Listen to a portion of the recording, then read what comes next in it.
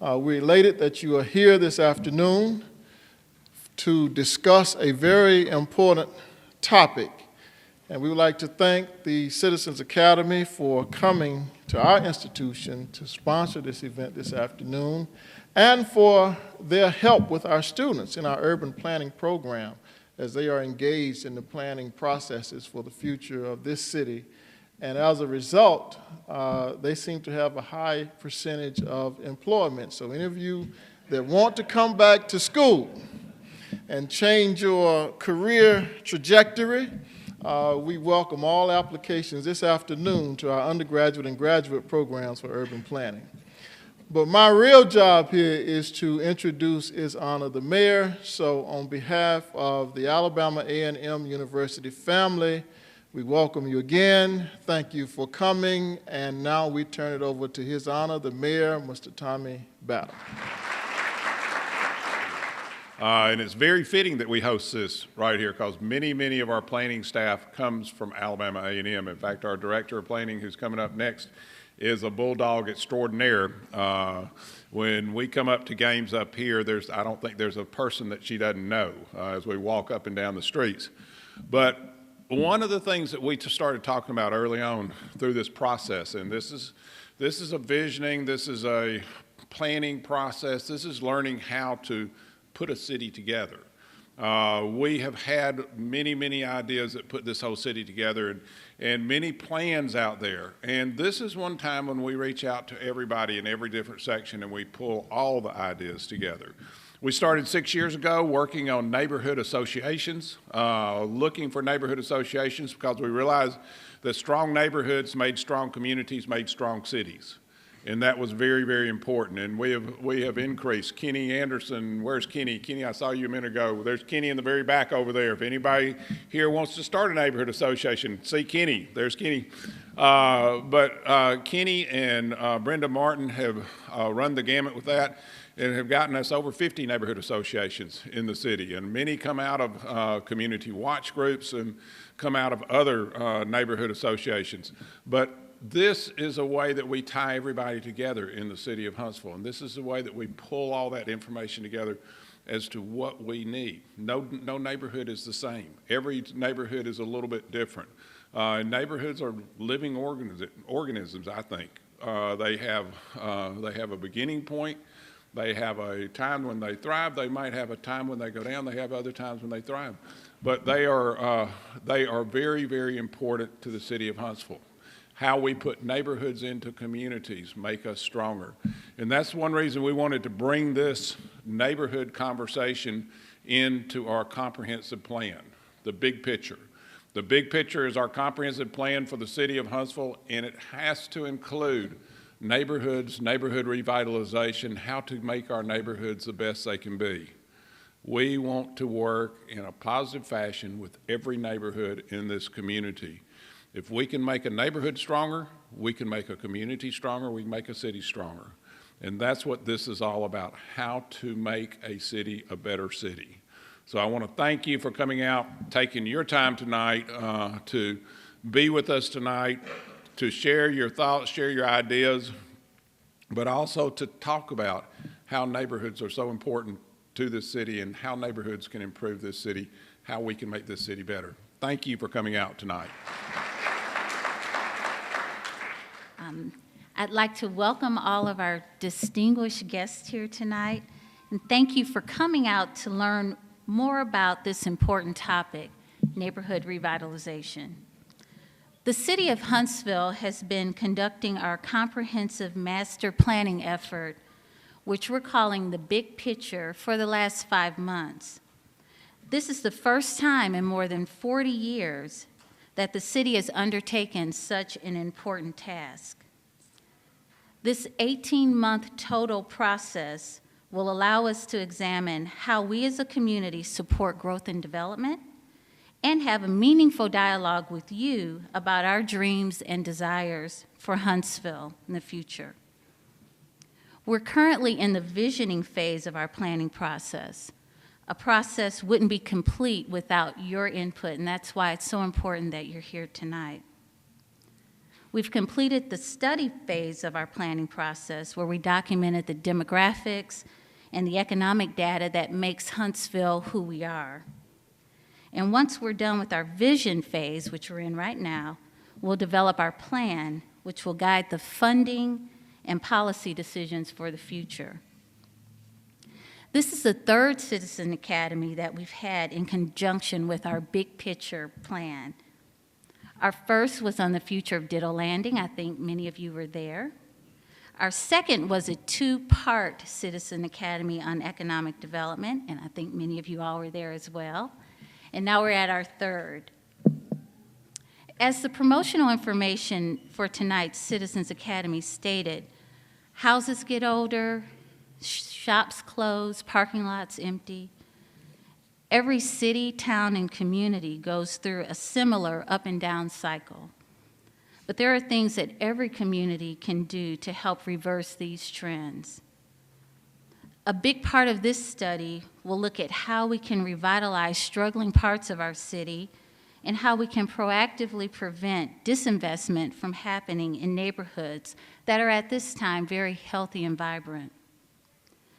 Today we'll talk about why these cycles happen, and we'll explore strategies that we can use to ensure that every part of Huntsville remains attractive and vital and vibrant for many years to come. Again, I thank you for attending tonight, and we'd like to ask that you hold all of your questions and comments, so you might have to write them down to remember them. I know I'd have to.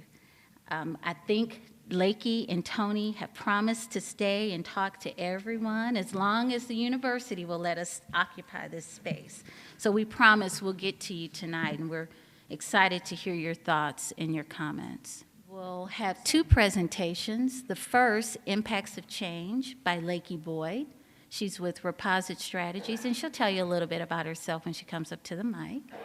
And the second part of tonight's program will be on neighborhood revitalization, and we're excited to have Tony Pickett here with Metro Center Associates. So, Lakey. Thank you. Michelle said we have been at work for a while now on this project and have a lot of statistical information, and we've done a lot of analysis on the economics and on market performance. But I will say that this portion of a project process is really where the rubber hits the road, and I think getting everyone in the community on board and kind of on the same page of why things are happening and understanding those dynamics is where most of the value of this process is. I can tell you that depending how long you've been in the community, if we ask somebody who and what and why is Huntsville that's been here 40 years and somebody that's been here 6 months, you're going to get very different impressions, right, and very different thoughts. But what we try to do in this process is really equalize that playing field with facts, and just here is, in actuality, what is going on. So what I'm going to talk about first are demographic and economic trends that are happening all over the nation, not just in Huntsville. But I think usually when I talk about these things, heads start nodding and saying, yes, that's happening here, and I couldn't pinpoint why that is. Then I'm going to turn it over to Tony to talk in more detail about a revitalization and kind of a process. There is a science and an art behind how great communities go through those cycles and return again. So we want to spend some time talking through those pieces. So where I want to start is America's changing, right? I think everybody in this room knows this. You feel it in different ways, depending on, taking your kids to school, or maybe, where your house is on your street, where you shop, your church. You probably are seeing things change every day. There is often not a deeper understanding of why and how those changes are happening. So I think this is a great representation of that feeling. I know that we're no longer in 1942 Norman Rockwell, land, right?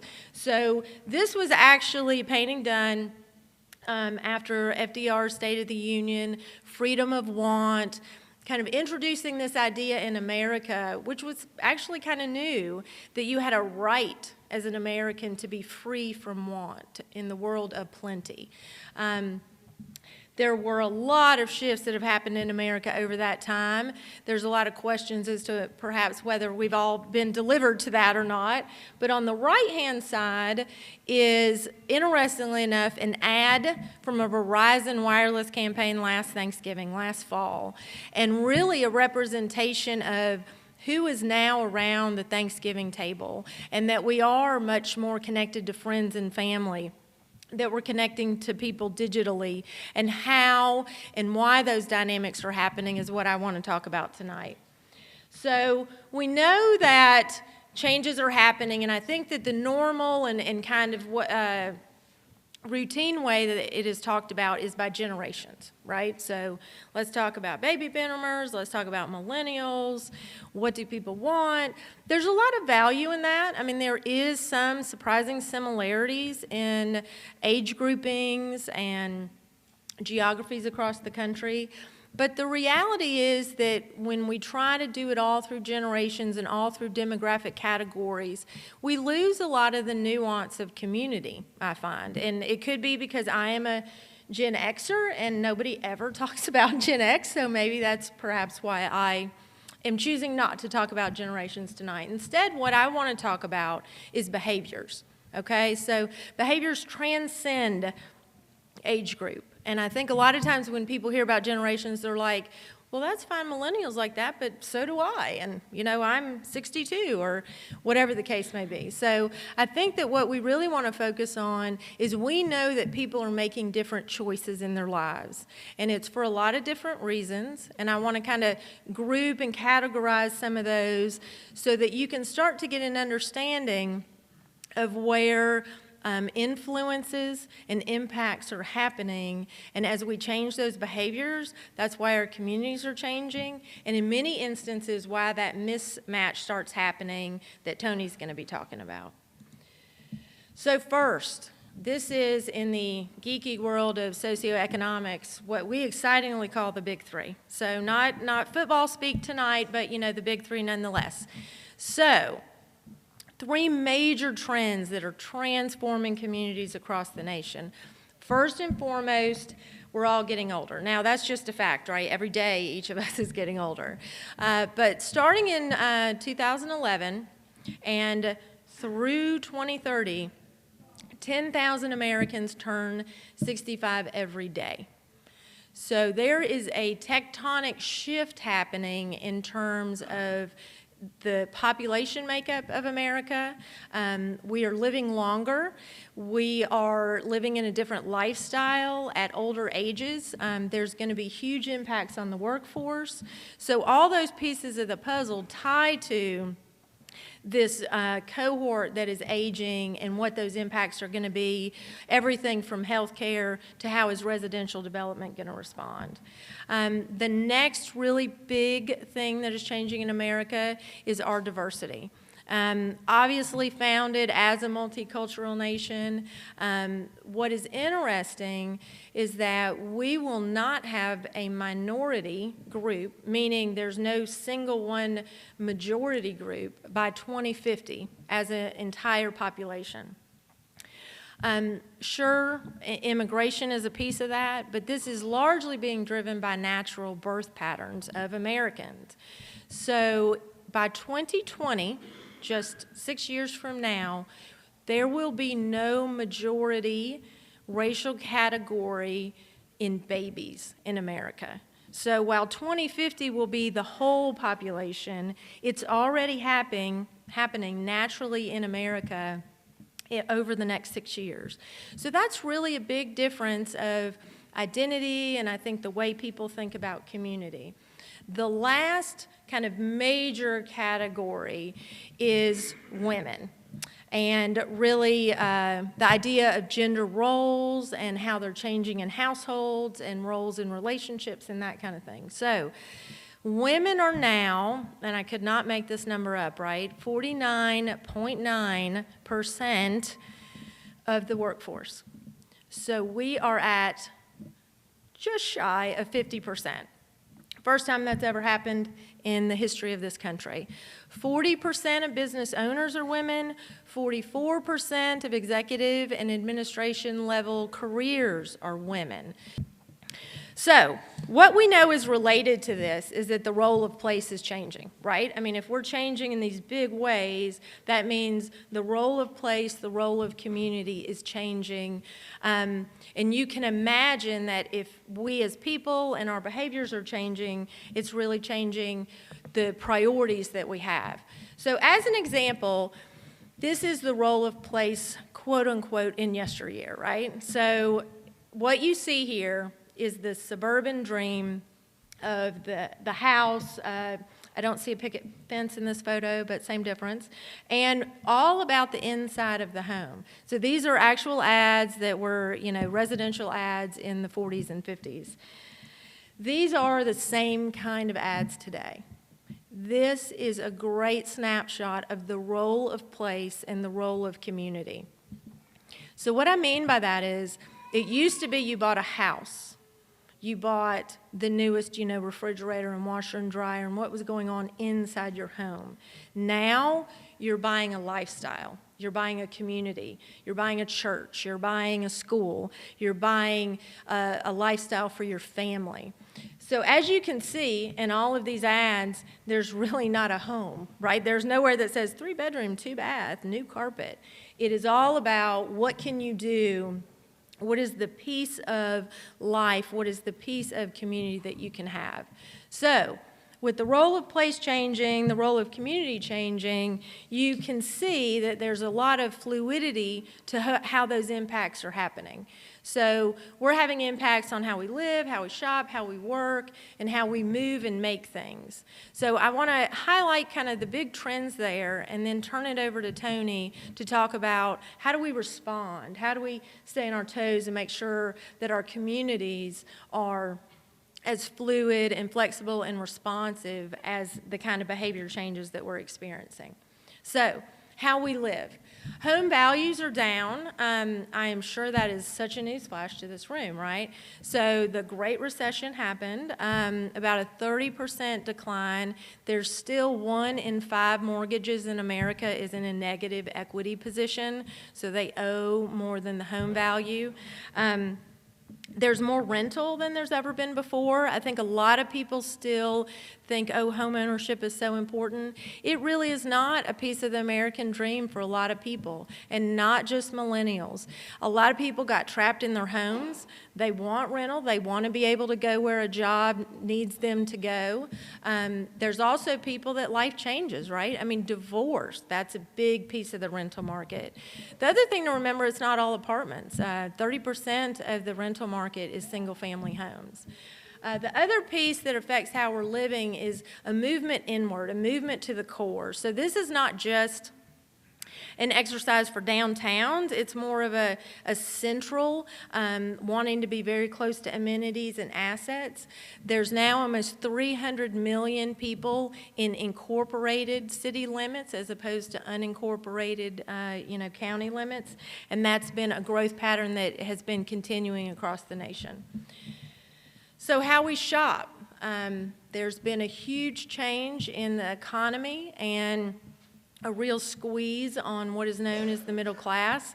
A study last year, the lowest number of Americans identified themselves as middle class than in the history of this study that's been done for about 60 years.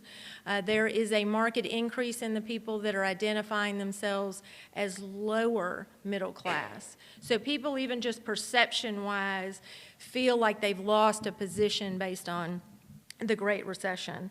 There is a big difference now in online commerce and the role of the bricks and mortar store. 40% of retail is online and it's growing.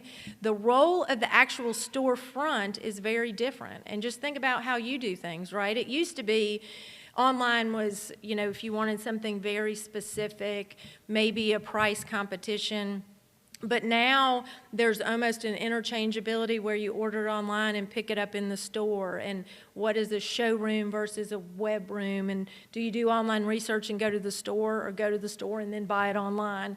So there is a real merging of how retail is happening, but it's really changing. There's kind of a saying that retail will change more in the next 5 years than it has in the last 50 in America, and we're kind of in the middle of that. A piece of that is the sharing economy.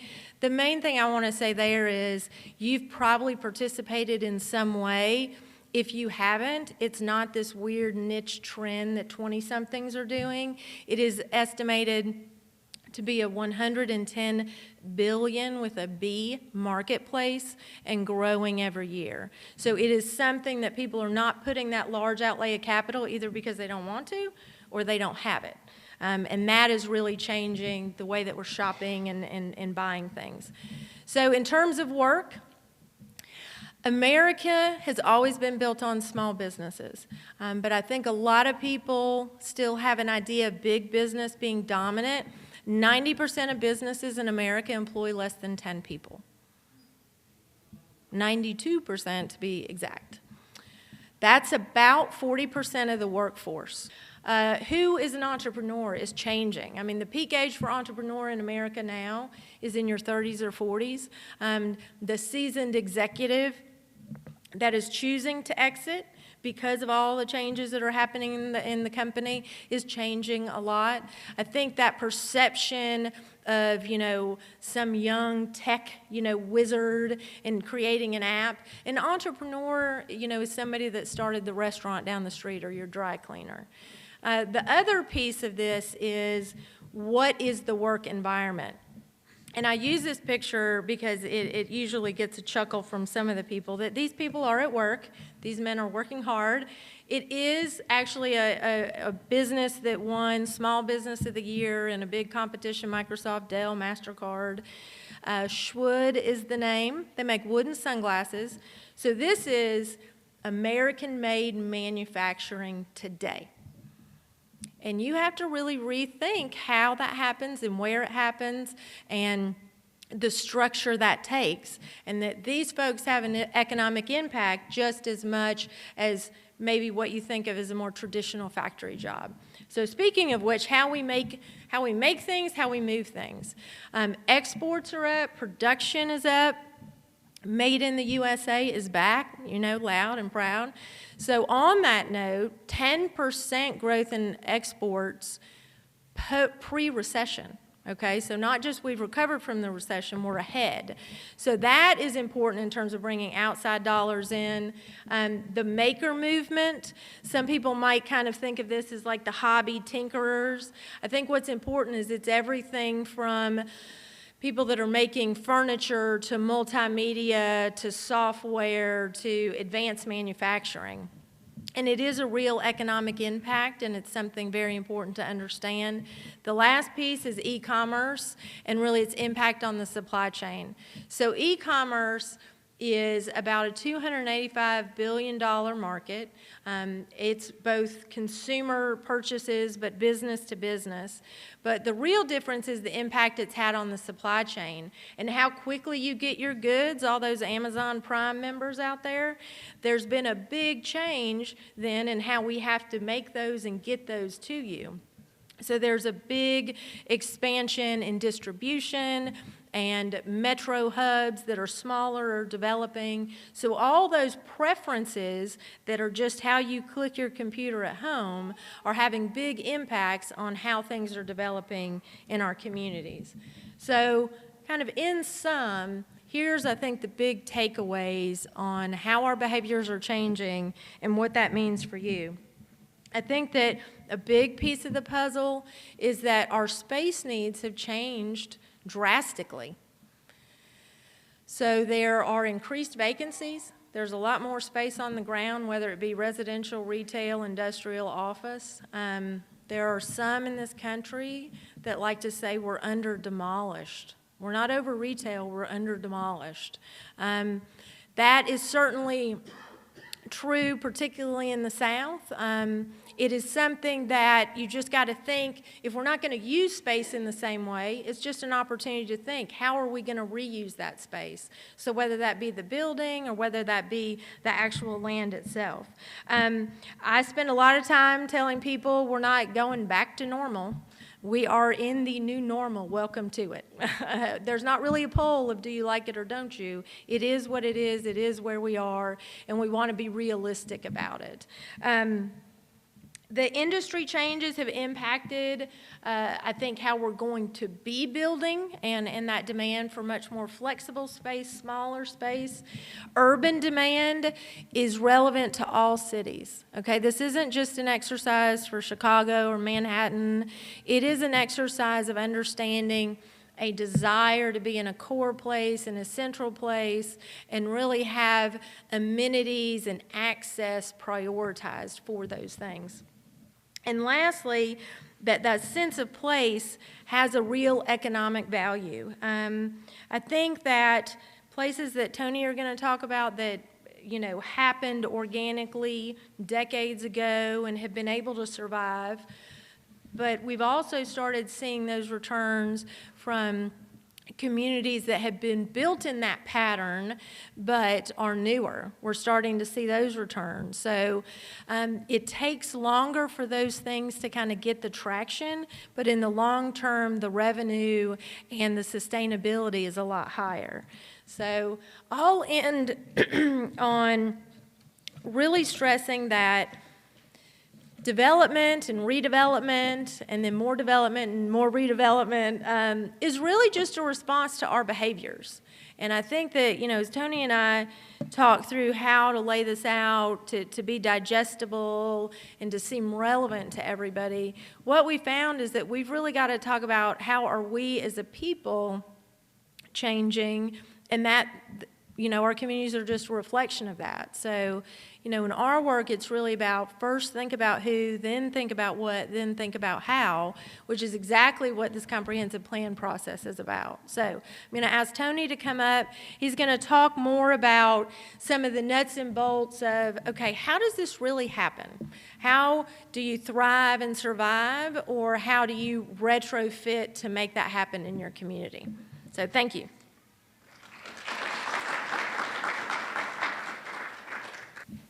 What is a neighborhood revitalization plan? That's the first question. I'm so happy that you're calling this process the big picture, because what it really takes is a vision, a really large, exciting vision that has a majority of community stakeholders involved in not only the creation of the vision, but in the implementation of the vision. And when I say community stakeholders, I mean existing community residents, business owners, institutional leaders, as well as new community stakeholders, people who might be attracted to the community in the future. What are the three really vital things to do when you're creating that vision? First, stakeholder input. You being here tonight is part of that stakeholder input, and you need to keep coming to these meetings. That's an essential part of creating the vision. A physical assessment of the target area. You have to focus on a particular geographic target area. If we're talking about a neighborhood or a collection of neighborhoods, identify that boundary and really zoom in and figure out how you can best use your resources to create the most impact. And of course, a market analysis. If you don't have some idea of where the market is going, and Lakey talked about it earlier in her comments, if you have an aging population, you have to be able to predict the needs of that aging population as you're talking about reinvestment and creating new physical infrastructure for the neighborhood. And that vision has to result in an actionable plan, something that someone can take and actually implement. It can't be just everyone's hopes and dreams and aspirations. It has to be grounded in some reality. The actionable plan has to actually answer three questions. First, who's going to do the work? Who's really going to be the day-to-day person or entity or organization that actually is on the ground?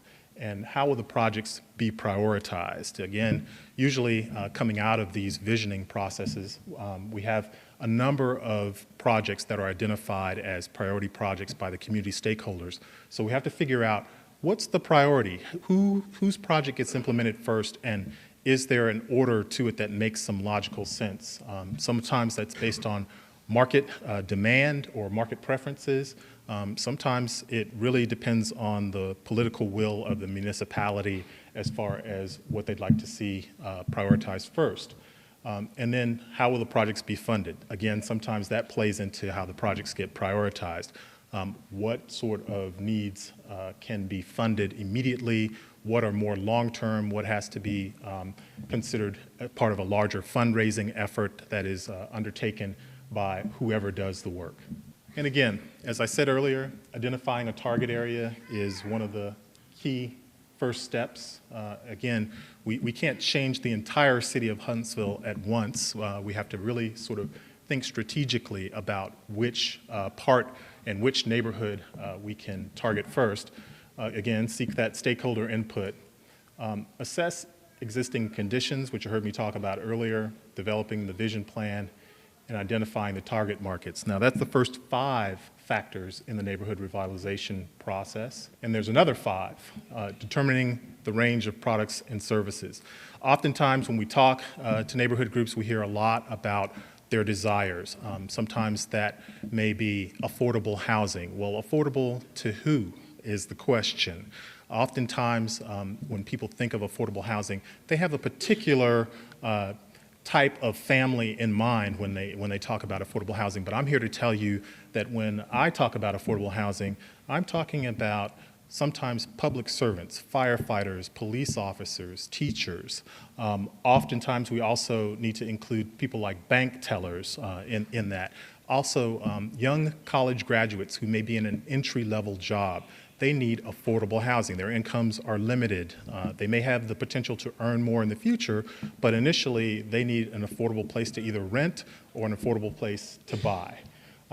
In order to do that, we need to develop a land use plan that includes those affordable housing options. And when you start talking about housing, if you're going to produce housing in any sort of quantity, you also need to talk about retail and commercial services for the people who live in that housing. And every community deserves to have decent access to retail and commercial services, a grocery store, a pharmacy, those types of things. In order to move the process along, though, while we've come up with all of these desires and needs and plans, we need to generate a budget. How much does it cost? Who will pay that cost? And if we need to raise funds to incentivize this development, because affordable housing costs money just like market rate housing, we need to develop a fundraising plan. Also, in a lot of cases, when we start looking at available land, we're talking about somebody doing some land acquisition.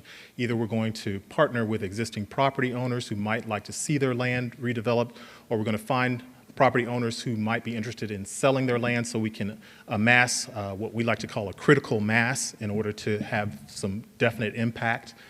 Sometimes even that doesn't involve selling property, that may involve long-term land leasing. That's also an option. If you actually have a property owner who's willing to lease you the development air rights to their property, say for 99 years, it is a viable business model to go in and do vertical improvements, build housing or retail or commercial, as long as you have some assurance that for that 99-year period, you're going to have some control over what happens on the land.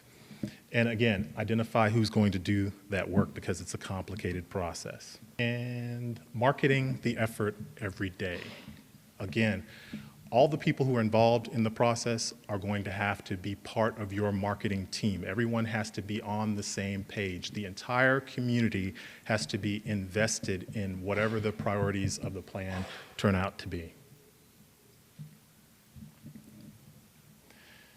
And again, a potential range of products and services. You know, I'm not going to read all these to you, but really what you want to focus on, and it was mentioned earlier, is the acquisition and demolition of what people term blighted properties. Blighted properties prevent additional investment opportunities. They really send a signal to private investors who you want to invest in your community that, you know, there's a problem here, that somehow it's not viable to invest your money and actually achieve a viable return in this particular circumstance, because there may be a vacant and boarded up building next to a prime property that's suitable for redevelopment. And again, I talked about home ownership. That can also include rehabbed homes.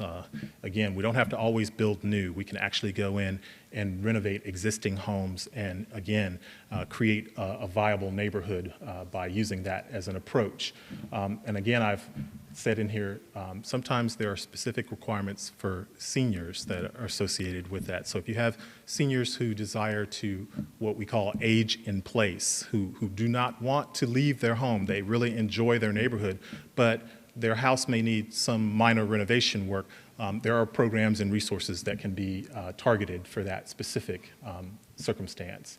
Home buyer education and down payment assistance. A lot of times, again, if we're talking about those young college-educated folks who are in an entry-level job, they're trying to buy their first home, they're going to need some home buyer education, some support throughout that process.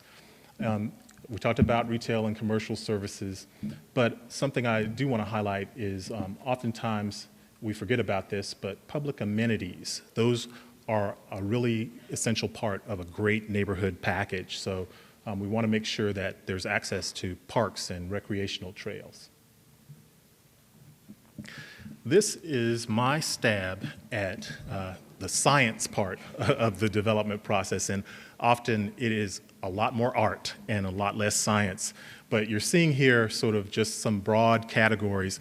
Again, the market, site analysis, financing, and of course the management of the project. But then across the top there, you're seeing sort of the broad buckets of tasks that have to be performed as part of the development process. And while this all looks very linear and organized, it is often not in actual practice. Sometimes 2 or 3 of these activities may be going on simultaneously. We may be working on a project funding pro forma, deciding what the overall financing structure looks like and how the project might pay for itself over time. But while we're doing that, we may be in the middle of still conducting an environmental assessment to determine if there are any unforeseen environmental conditions that need to be plugged in to this overall financing strategy and accounted for. So it's not simple, but I've endeavored to kind of give you a good idea of all the steps involved. And in the next slide, I think you'll see all the players that are involved. First, I think any project that I've ever been involved in, I have given them the title executive sponsor. They're called different things by different people. Sometimes it's just somebody who is leading the charge in terms of marketing and promoting the revitalization. And that can be a corporate business leader, an elected official. It could be anyone in the community who has a vested interest and who really takes the time and is willing to devote their effort to really moving the project forward. But that's your, what I call, fundraiser in chief. That is the person who's got to go out and make the ask, as we say, of various partners who may be necessary in order to cover the financing side of the project. There's also an implementation manager here, and that's sort of the day-to-day leading person who is acquainted with just about every detail of the project. And that can be a private developer, it can be a local nonprofit organization, it may even be local government agencies. And then, of course, the production team, and that's all the professionals and consulting services providers. And let's not forget the lawyers, because each of these people that I mentioned above has to have legal representation in order to make all this work. And again, back to marketing the effort every day. All those folks, even the executive sponsor, needs a team of people behind them to actually market this effort, to convince banks and other developers and even local community stakeholders that the vision that you've come up with, it remains the right thing to do. Often those vision plans take years to implement, so everyone's patience is involved in the process as well. I'm going to transition a little bit here to talk about resources. And again, here we can use the term tools or resources interchangeably. Often in these projects, there are financing gaps, and we need things like housing subsidy to make housing affordable. That may come in the form of federal and state tax credits. There's certainly private debt and equity involved in that. Municipal bonds are sometimes brought to bear. Private foundations. There are a number of national foundations, and I have some charts over here to the side, and when we sort of finish, and I'll be standing over there to answer questions, I have a whole column over there on private foundations that you can take a look at and see what types of resources they have and what types of projects they fund. They often have a social mission, a social purpose. Oftentimes, the ones I typically work with, the Ford Foundation and others, they will say they want to increase access to opportunity for residents of a community that otherwise would be excluded from the mainstream market. So whatever it takes in order to do that. And it may take the form of affordable housing. It may take the form of new retail commercial that prioritizes jobs for local residents in that community. So they're willing to finance those types of things. Typical gap funding needs in a project. Again, I talked about affordable housing. I've talked about parks and green space. Public infrastructure, again, the streets, the sewers, the sidewalks, the street lighting, all the things that are required to support new development in a community. That's typically a gap. You really sometimes can't just expect that the private sector is going to produce that, especially if you're trying to work at scale. Transportation improvements, and those can include bus and rail connections. Again, transportation is becoming more and more of an issue when we start talking about growing communities. How do you get to work? How do you get to a place where you can buy groceries? Those types of essential transportation needs are what we're talking about. And then quality of life services, again, a grocery store, a pharmacy, those are the types of things that we put into that category. This is an actual, what we call sources and uses, and every redevelopment project has them. And it's typical to line up what are your sources of funds and what are the uses of funds, and you'll see those two figures balance. This particular one is for an actual project. It was a large-scale, multi-phase redevelopment. It resulted in 700 multifamily rental units and over 600 single-family homes.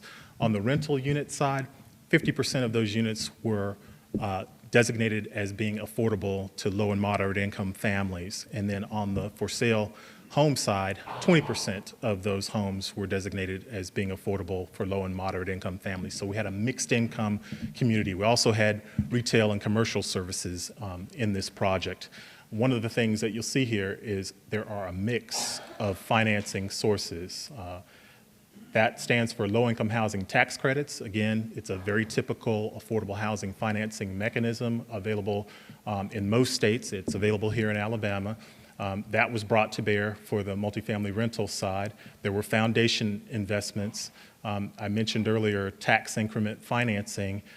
It was projected that there would be 2 municipal bond issues supporting tax increment financing of $54 million for this project. The numbers seem staggering, but when you start thinking about the benefit that was derived from this, it was basically recreating a community, a neighborhood that had been disinvested in for decades, at least 40 years by some counts. So it had been neglected, so it required a monumental amount of investment to bring it back. And today I'm happy to tell you it is a thriving new community. The new residents there are enjoying new parks and trails and recreation facilities there. So it can be done on a large scale, and this is an example of how you can layer different resources. And again, the largest investment here is from private debt and equity. Low-income housing tax credits also came via a private developer. That's the typical mechanism for that. So in this project, it wasn't as though the municipality was giving away free money, but we were really covering the gap here to make a community that everyone could participate in.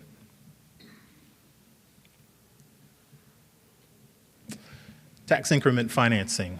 It's a rather complicated type of structure, but I'll endeavor to explain it as simply as I can. Really what we're doing when we talk about tax increment financing is we're taking real estate property taxes for a specific geographic area, and usually that area has to meet some criteria that determines that it's blighted. Either there has to be a lack of market investment, a number of vacant and deteriorated structures, some reason for the municipality to designate it as being blighted. And what we do after it's designated as blighted is we take whatever property tax that is currently generated by the property, freeze it at that amount, and this is just an example, it's nothing that's written in stone, say it's $100,000. We freeze it at that amount, and then we institute a redevelopment plan on the same property. And what that does is it generates additional tax revenue above that frozen amount, and that increment, as we call it, is captured and used to fund some aspect of the new development. That public infrastructure that I talked about is the typical method. If it's new streets, roadways, sometimes it's public parking. If it's in an urban, particularly urban setting, parking can be a big challenge of that. So we can use tax increment financing to support development by private investors. This is a relatively new program. It's called the EB-5 Investor Program, and the U.S. Citizenship and Immigration Service is the sponsor of this. And what it does is it allows foreign investors to get a visa if they're willing to invest sometimes as little as $500,000 or $1 million in most urban areas. And they have to create at least 10 full-time jobs over a 2-year period. And you can see here from the period 2005 to 2012, $4.7 billion has been generated by EB-5. And there is what they call a regional center, which is essentially an investment broker that operates in Alabama and Florida currently, making EB-5 investments. Now, these folks expect a return on their investment. It's not free money, but sometimes it can be negotiated so that you can get that money at below market interest rates and for a prolonged period of time in order to invest in a particularly challenged area. I'm going to review a few case studies, some examples of neighborhoods where some of these strategies have been implemented. The first one that we're going to look at is actually in Atlanta. It's called by many different names. Sweet Auburn here, that you're seeing here in the bottom corner there, is the most typical name. It's also referred to as the King Historic District or the Old Fourth Ward, depending upon what point in time you came along. But one thing I want to say is all neighborhoods go through a life cycle. This one, I'm showing you an 85-year time span of the same neighborhood. Back in 1929, when segregation was in full force, Sweet Auburn was a thriving African-American neighborhood. There were homes and shops and businesses out of necessity, all located in one community. And the community supported itself financially, had their own social network and business network. Now, by 1977, when the MLK Historic District was established, of course, the Civil Rights Movement had occurred, and those close bonds for both business and social relationships were a little less close. Now, the suburban growth of Atlanta had started, and people were allowed to live in other areas of the city. So all of the sort of cohesiveness of the Sweet Auburn district dissipated during that time period. But again, the National Park Service and Coretta Scott King and others established the King Historic District around the birth home that you're seeing there. And also eventually that became the place where Martin Luther King Jr.'s gravesite and that of his wife Coretta today stand. So there's a whole visitor center established around that. And there are over 1 million visitors a year who visit that particular area.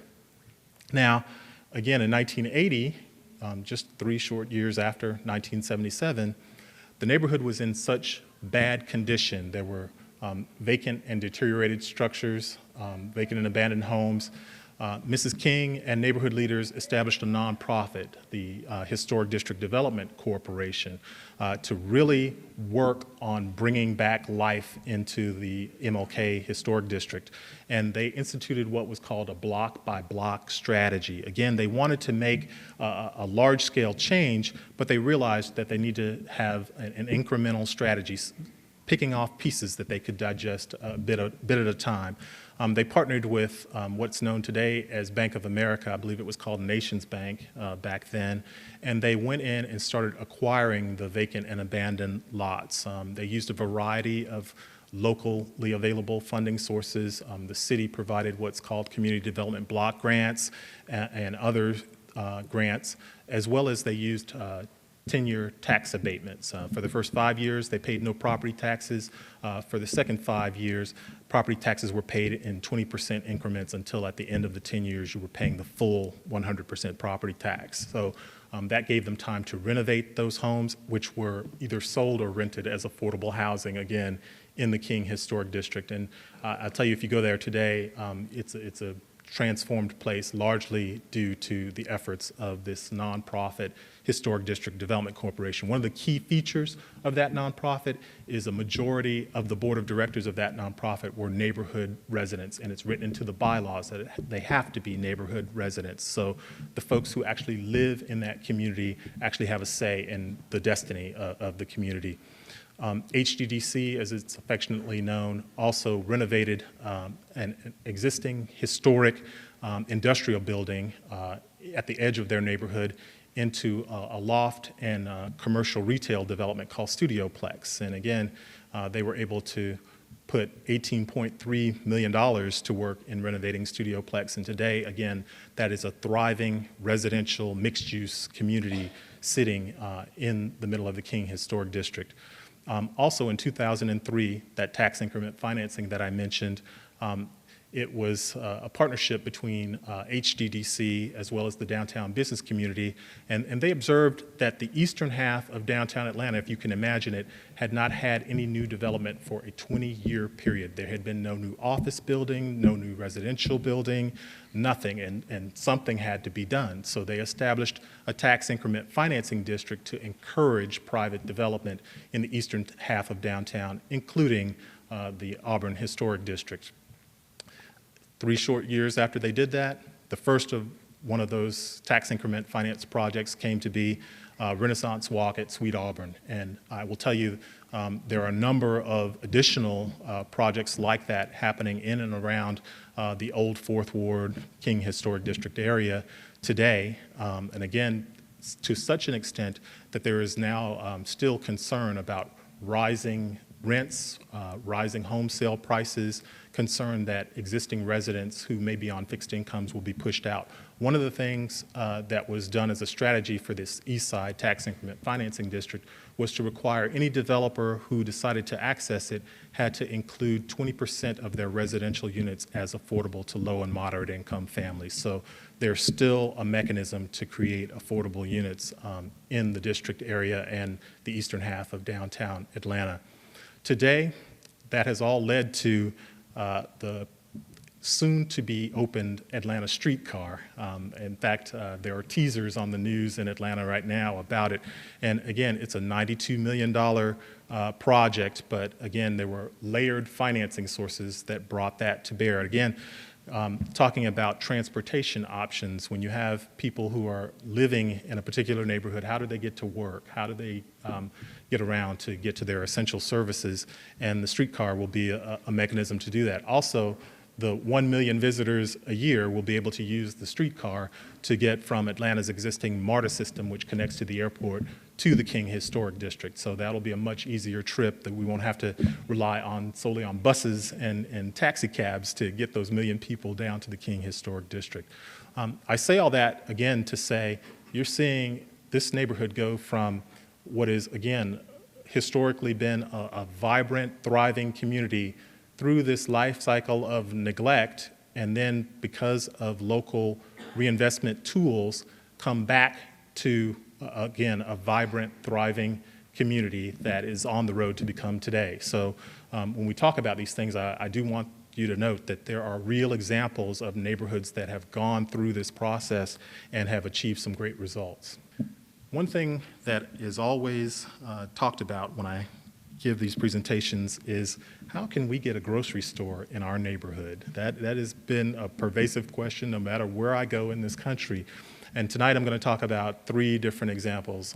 ALDI, which I believe you have at least 2 locations here in Huntsville. A place called Lakey's Market, which is started out in Boulder, Colorado, but is rapidly expanding across the country.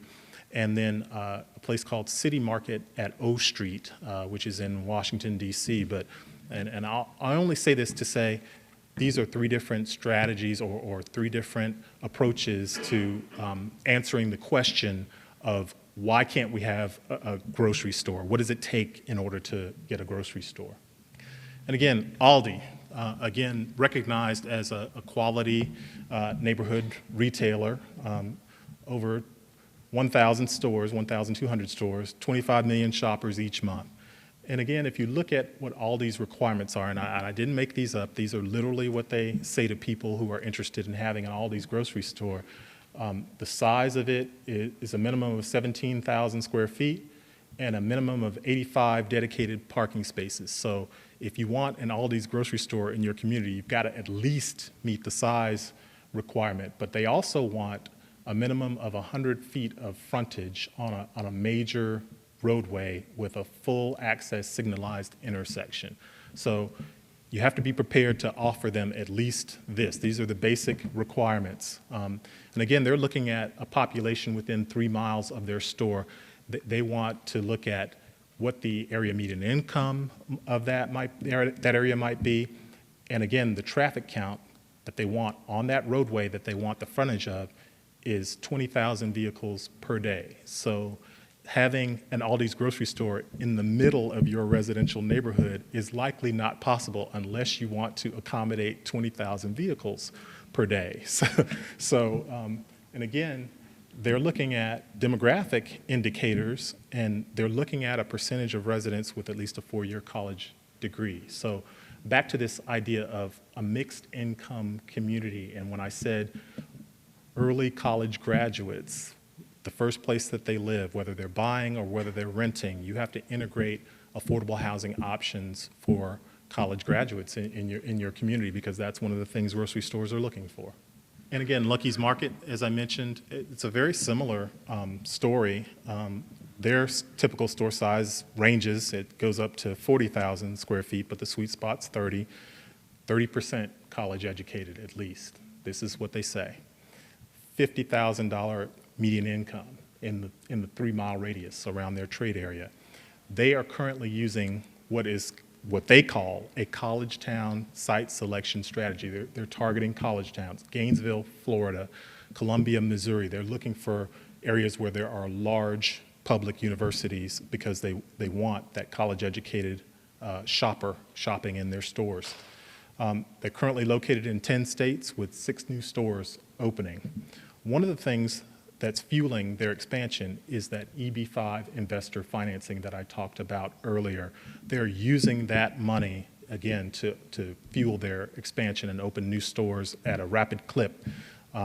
Right now, they've got 70 full-time employees for each location, so they're more than meeting the EB-5 requirement, and their revenue projections are 20% above the forecast. So again, a very successful venture, but you've got to be able to meet their location criteria. The City Market is in the Shaw neighborhood of Washington, D.C., near Howard University. Again, that college connection, you just can't get away from that.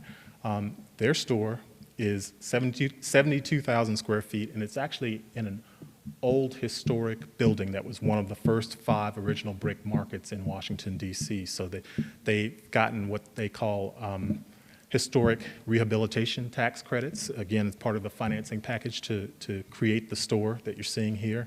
And again, EB-5 was a part of their investor financing. It's actually part of a larger 1 million square foot mixed use project. And notice that in that redevelopment, there's a hotel, there's a significant number of housing units, 635 to be exact, but also capturing housing in the surrounding trade area would be their goal. So if you're going to have a grocery store, you've got to create that rooftops, those residential rooftops, with a market that, again, the supermarket retail operation considers their target market. So finding out what their requirements are is essential in attracting a grocery store. Also, the city, I want to point out here, invested grant funds and tax increment financing funds to make this happen as well. Layering the sources is essential in order to achieve some of the goals that a community might be seeking. In a grocery store, I would say, especially in an underinvested neighborhood, it would be essential to have some type of incentive. Either it's discounted land, it may be tax increment financing, it may be grant funding, it may be a tax abatement, something to offer them to offset the risk of them locating in an area that does not meet their market criteria.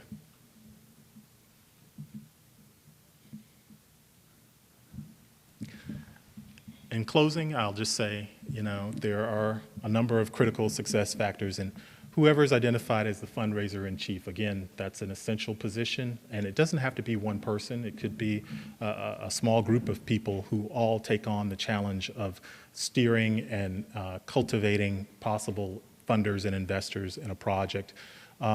You've got to support your implementation manager.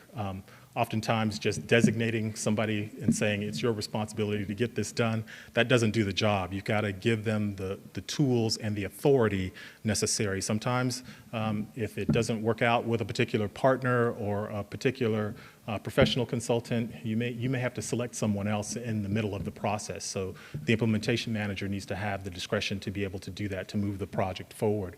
We're back to the market study. We talked about that earlier. Raising a pool of unrestricted funds. But I would say, if I have anything to say about this, marketing that vision is essential. Having people who are prepared to say that this is a great vision, that we've bought into it, and being unwavering about that throughout the process. Again, some of these projects, again, take at least 5 years at best to implement. So being steadfast throughout that process is an important step in the right direction. That's it for me. I'm going to turn it over to Dennis, and he's going to take it through. I hope you took a few things from Mr. Pickett's presentation, one of them being that this sort of reinvestment, encouraging reinvestment, is hard. It requires multiple partners, it requires multiple funding sources, it requires consistent and dedicated vision. But the other thing I want you to take from it is that it is possible. It has been done in other communities, and there is no reason we cannot do it here. Just looking at the full crowd here tonight makes me feel confident that we can get enough involvement, we can get enough dedication to make the necessary steps to get revitalization and reinvestment occurring in the neighborhoods that need it. So our next steps really are looking at potential areas that need attention. We're going to ask for your help in that tonight, and we're going to continue to ask for your help in that. And then start taking some of what Tony's told us and what Lakey's talked about and begin to formulate some plans. And these are going to be specific area by area. And most importantly, again, I think Lakey and Tony have both mentioned this, and we've said it in other meetings, continue to stay engaged, continue to be a partner with the city in these efforts. This is the best way. If you haven't been on this website, please get on this website. It offers a number of different ways for you to contact us, for you to learn about how we're meeting and what we're doing and how to partner with us. It is incredibly important if you want to go there. Bigpicturehuntsville.com. I encourage you. We've had a lot of visitors. We could use a lot more. You can email us. You can actually call us if you want to. We even have a hashtag. We have our own Twitter handle. This is a partnership between us and you. And in order for any of this to happen, we have to have you on board. We have to have that partnership with you. So again, thank you. Good night. Please stay connected with us. If you want to talk to me, if you want to talk to Lakey, if you want to talk to Tony, if you want to talk to Michelle, we will be up here and we will take your questions until Alabama A&M runs us out of here. Otherwise, please get involved. See any of the other long-range planners out there. Good night. Travel safe. We appreciate you coming.